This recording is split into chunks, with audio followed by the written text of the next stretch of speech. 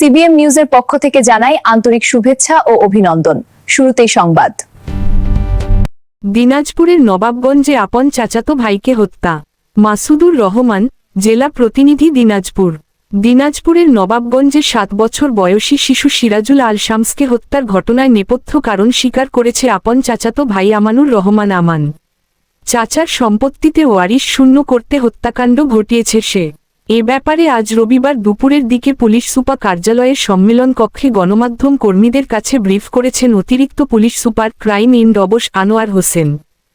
জায়গায় যেটা বললাম সেখানে এই যে প্রাথমিকভাবে স্বীকার করে যে আমি তাকে হত্যা করেছি বা আমি এই ঘটনার সাথে জড়িত। আরেকটু যদি ভেঙে বলি কেন তাকে হত্যা করা হয়েছে বা মোডাস অপারেন্ডিটা যদি বলতে চাই, তাহলে বলতে পারি ওর ভাষ্য মতে আমাদের কাছে যেটি বলেছেন যে আমার চাচি অর্থাৎ স্বামী একটা বা শামসের মা তাকে দেখতে পারতো না, এবং আপনারা ইতিমধ্যে অনেকে জানেন যে সে কিন্তু বিবাহিত এবং 6 মাস আগে সে একটা মেয়েকে প্রেম করে বা সম্পর্ক করে ভাগিয়ে নিয়ে গিয়ে গাজীপুরের দিকে গিয়ে বিয়েও পায় এবং সে সংসারও করেছে।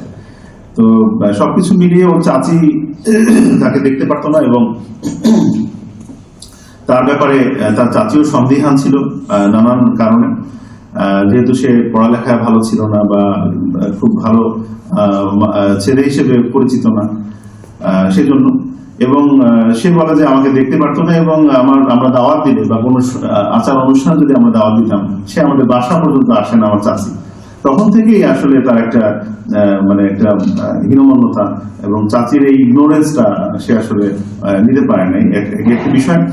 এবং আরেকটি বিষয় হচ্ছে যে তার মাথায় আসছে লাস্ট 10-12 দিন হলো সে চিন্তা করছে যে চাচাতো ভাই একে যদি আমি মারি, আমার চাচার সম্পত্তি আছে বা আমার টাকা পয়সা আমার চাচার বেশি আমাদের চাইতে, তো তাহলে আমার চাচাতো ভাই যদি না থাকে তাহলে আমাদের ইসলামী শরিয়া মোতাবেক এর একটা ভাগ পাবো, যেহেতু একটা চাচার ছেলে থাকবে না, তাহলে ছেলে না থাকলে সম্পত্তির ভাগটা আমি পাবো।